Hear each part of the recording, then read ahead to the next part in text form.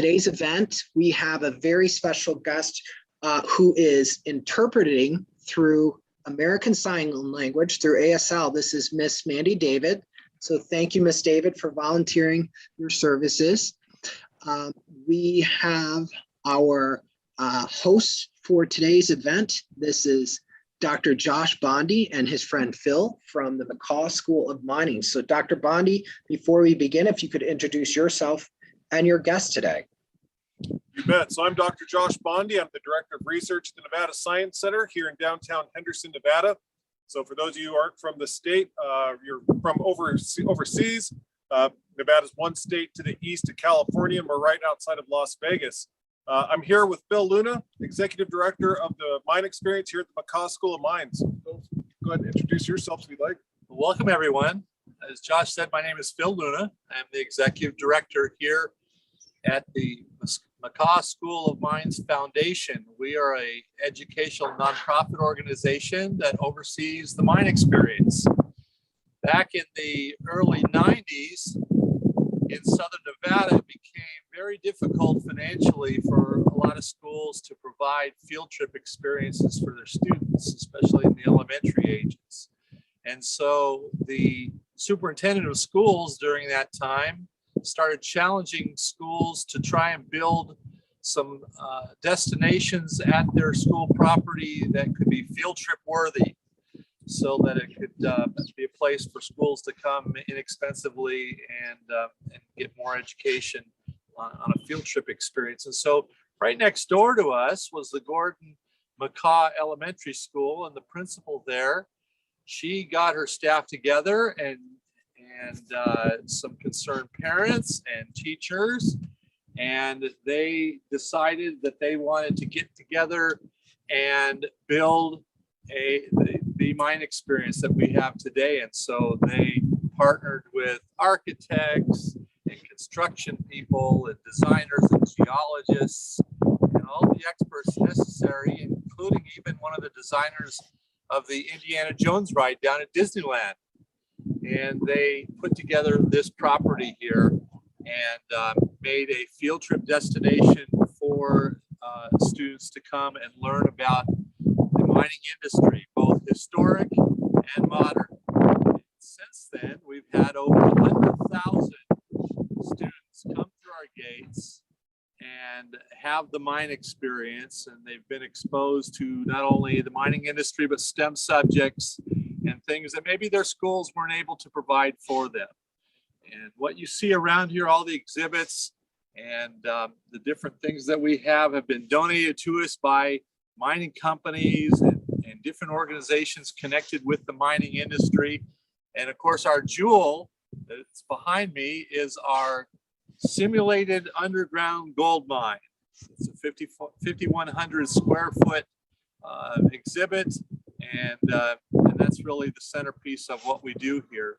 And I believe we have some video to show you of that part of our tunnel. And so go ahead and roll that video so they can see inside our mine.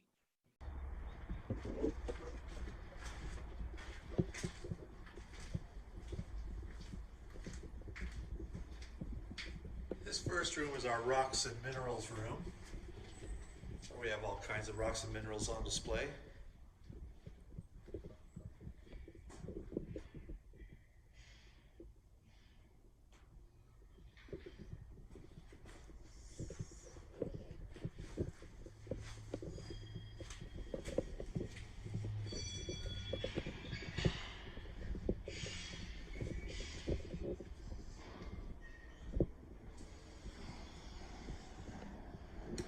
This is our safety and mining room.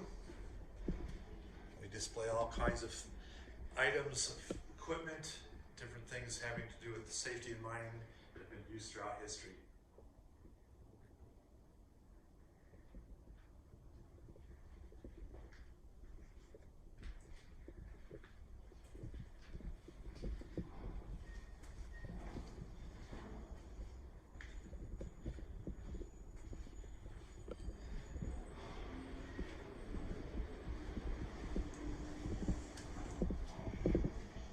Mining industry is full of opportunity. We like to talk about all the careers and things that are involved in the mining industry and all the opportunities there are for people.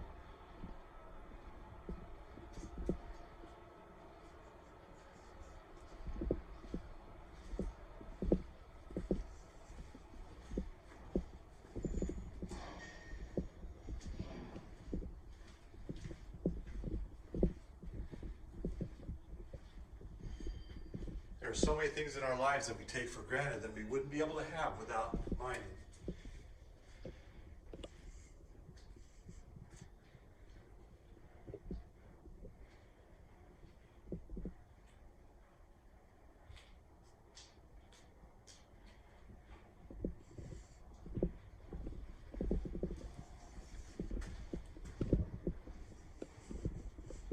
Part of that process is the drilling process.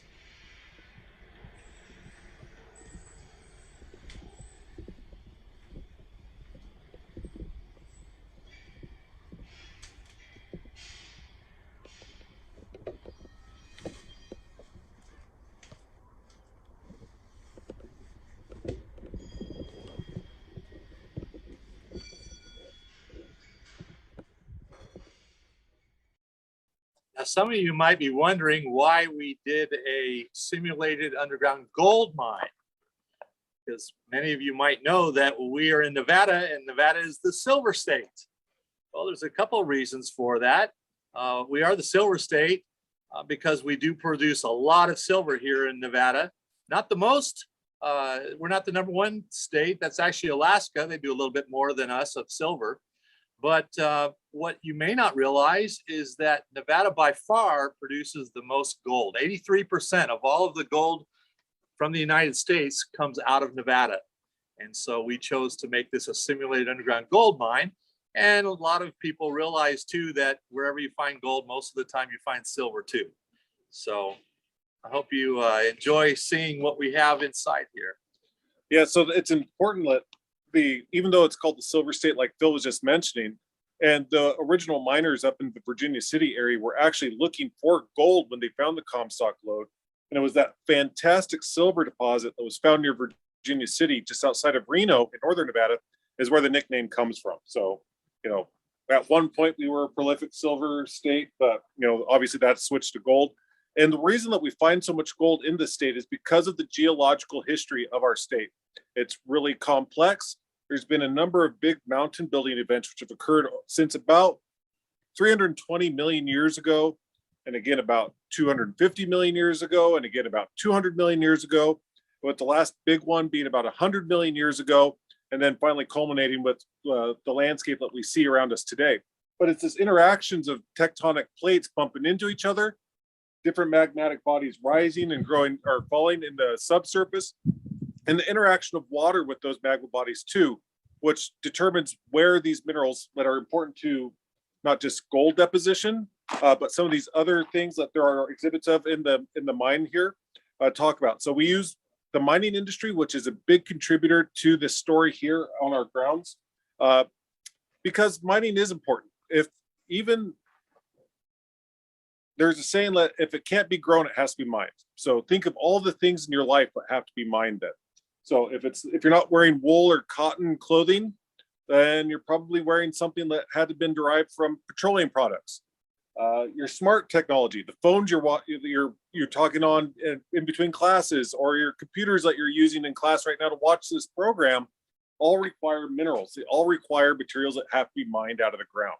And so mining has a long tradition of not just extraction, but in scientific innovations. And so science has progressed along with mining to the point now where in the mining industry, there are people that run the equipment that are physically out there digging up rocks, to all the way to the chemists who are breaking down the rocks at a chemical scale, extracting only those elements, those metals, those materials that are useful for what we need them for. I guess from a scientific perspective, there's a couple of terms that we like to throw around when we're talking about mining. So the first is ore. So an ore, maybe you've heard this term before. Ore is just a technical term for a rock that's worth money. So if you go pick up a rock in your front yard, it's probably not worth money. That's not going to be ore. But if you can make a buck off it, that's technically an ore. So that's one term. I was hoping we could pan around and kind of show some of the artifacts in the background. Phil, are you okay with that? All right, so in the back, you can see a stamp mill. Do you know the history behind that artifact there? That particular stamp mill was donated to us. It comes from the early 1900s, and the stamp mill was used to literally stamp with metal pistons the rocks to grind them down into smaller rocks so that they could extract from them whatever they were looking for. And that particular one is very similar to one that was up in Goldfield, Nevada. Let's see, we have, what's the corkscrew thing here also to the right of the stamp mill? Just to the right of that, you've got this underground train here that was donated to us by the Nevada test site. And that's the type of underground train with a very low profile there that people would ride down into the mine to go to work. It would also carry in explosives. It would also carry out all the things that they found. What about this big black ground thing over here? The tire you see there, Make sure I get it in the frame. There we go. That's one big tire. I'll go stand by it for scale real quick. Yes. In open pit mining, you are finding the materials and you're hauling it out using hauler trucks. And the hauler trucks use those type of tires. There's 6 of them on a hauler truck. You might be able to see the picture just to the right of Josh there. And each of those 6 tires cost about $40,000 a piece. And so you're talking about $240,000 worth of tires on each truck. And every 6 months, they change the tires to make sure they don't blow because it's a big safety hazard. So you've got about $500,000 worth of tires on each truck. But you know, when you get about $1,300 for a half a teaspoon of gold, you can buy a lot of tires. All right, so there's the big green machine over here. We call that our big green monster. The big green monster. That is a drill that actually drills down into the ground for 2 purposes. One is for exploration, so they can determine what's down there to see if they want to create an open pit mine and mine for precious materials. And also, if they like what they find is now they have a pre-drilled hole where they could drop explosives down into and start that process. Yeah, so this is another really important part about the mining industry and how it overlaps really heavily with science, is that in that drill rig where they're drilling down and rock chippings are coming up, they have to have a geologist on each one of these rigs that goes through each of those chippings to identify the rocks the rig is actually drilling through. And then once they pull up the cores, which is actually a sample of the subsurface, the geologist goes through the core and identifies all the individual rocks, what types they are, what minerals are in them, what the chemical composition of those minerals are. And like Phil was saying, maybe it's something worth pursuing or not pursuing from an economic perspective. I just want to throw in one more thing here real quick while we've got it in the frame from a biological perspective. Since, you know, we're doing science, for some of you that are not from Southern Nevada, this plant that's in front of the green monster might look a little odd. Maybe you've seen it in old Western movies or and such, but that is a Joshua tree. So that's its scientific name, Yucca brevifolia, but that is a type of yucca plant which is native to just the Mojave Desert. So if you're curious what this weird looking tree thing is, that's a Joshua tree. Now, a lot of these mining processes might seem very invasive on the land, and a lot of people have mistakenly felt that mining really damaged our earth, and that could be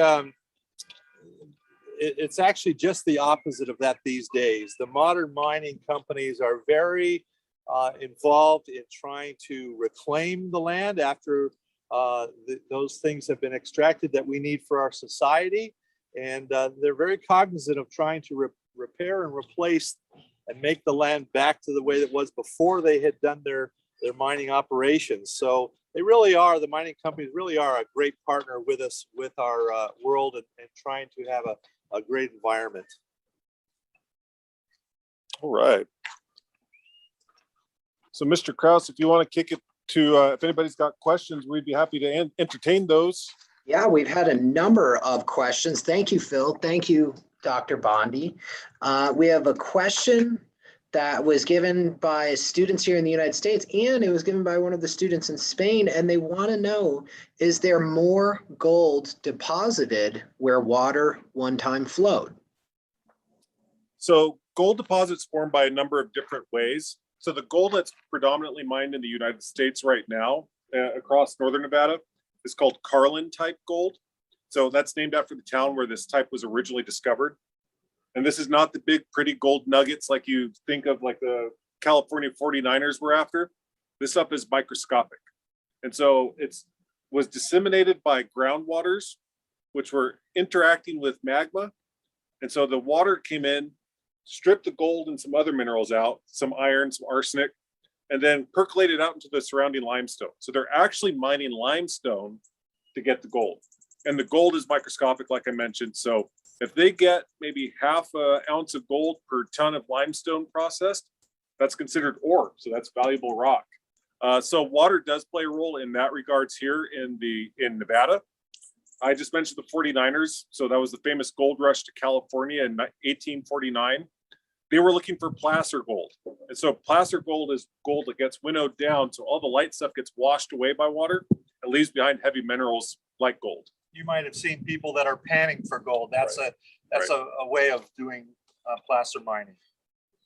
One of our students in Italy, and ironically, this one also came from the United States, they want to know, how long did it take to create the McCaw School of Mines?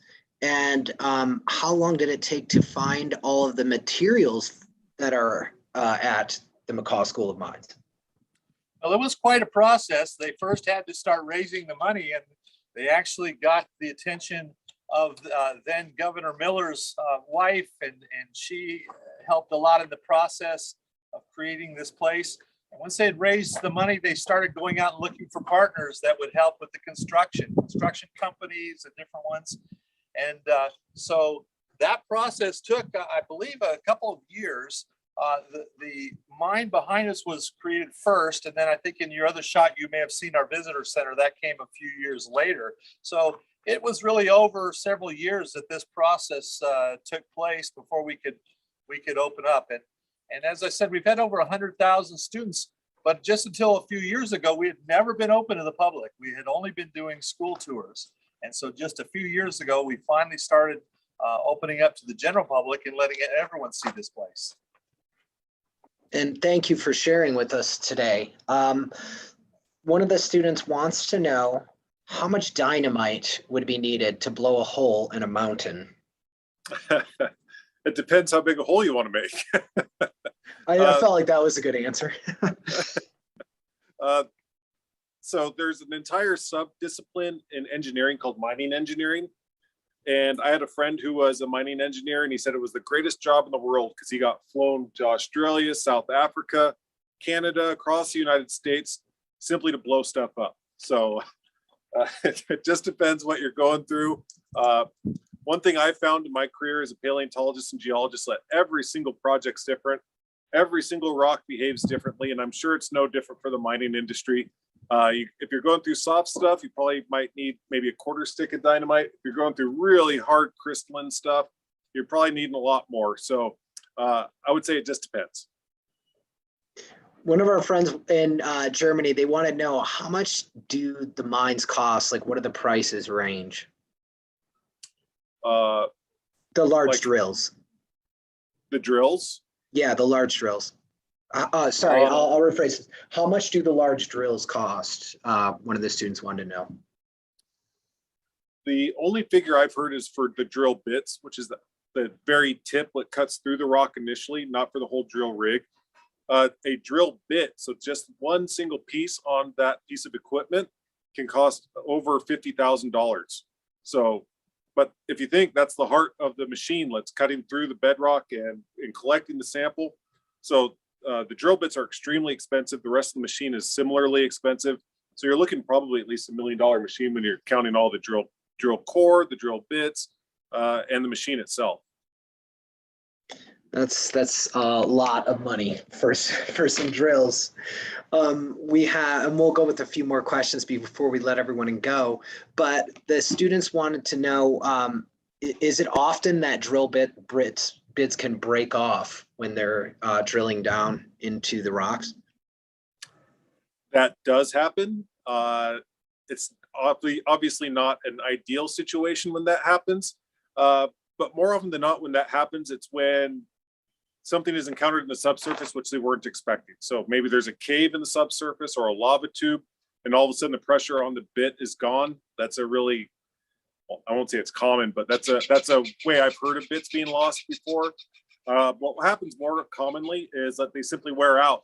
And so they're cutting bedrock that's similarly as hard as the metal or even the diamond bits that are on the tips of the bits. And so oftentimes you'll see drill bits. I think there's a couple around the grounds here that you can check out if you come down, visit the mine experience here. Was it first weekend of the month? First Saturday of every month. So first Saturday of the month, if you're in Southern Nevada, come check it out. And there are some worn out drill bits that are around the grounds that, you know, these things only last for so long, but they are expensive because they are so vital. And you do bring up an interesting thing, and that's the safety issue. Mining companies are dealing with some very dangerous processes. And so safety is extremely high importance to the mining companies, and through equipment and through training and all of this, they really take safety serious. And can you tell the viewers, those who are in Nevada or are planning on visiting Nevada, what is the cost for admission if the general public would like to check it out as tourists? To visit the mine experience, we still do private tours for schools. So if you're a teacher and you'd like to bring your students here, you can contact us through McCawMines.org and set up a tour. And so that we do those very economically for the students. If you're of the general public and would like to visit us, we are open on the first Saturday of every month from 9 until 2.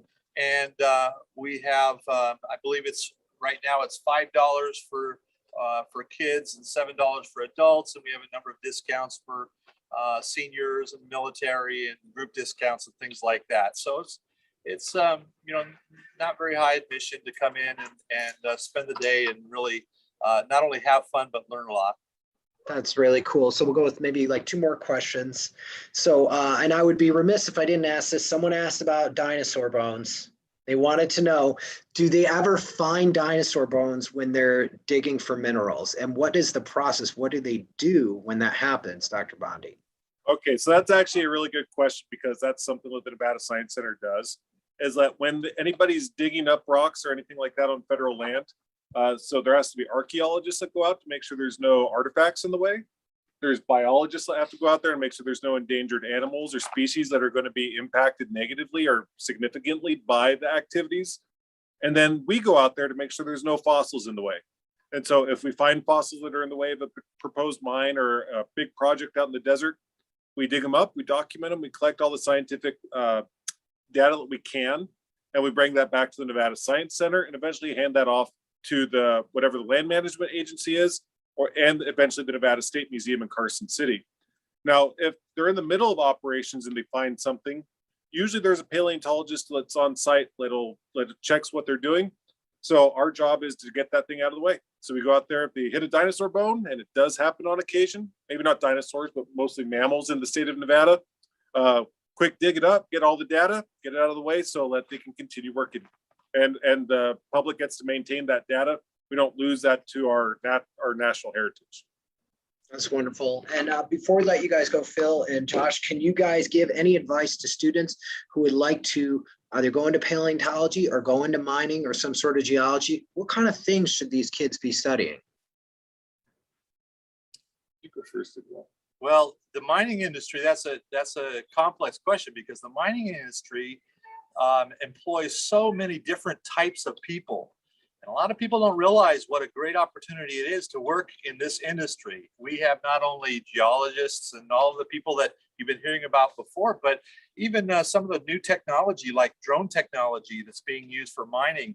Now people are coming in that are experts in operating drones and a lot of computer related fields. And so there are so many different disciplines that could be used in the mining industry that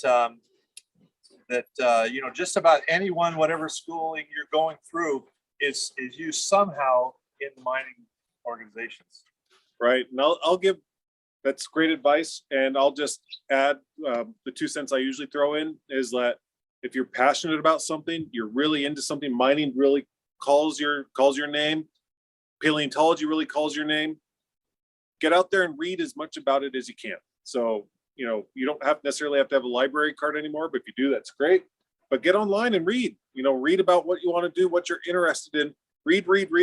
If you're interested in paleontology or geology, volunteer at a local museum or science center, or come down and you can volunteer to be a docent if you're old enough to help lead school groups through the mine experience here. See if it's something that really calls to you. And so if that's something that you're passionate about, just educate yourself more and more about it, put yourself in a position to get some experience. And then when the time comes, hopefully you get that job.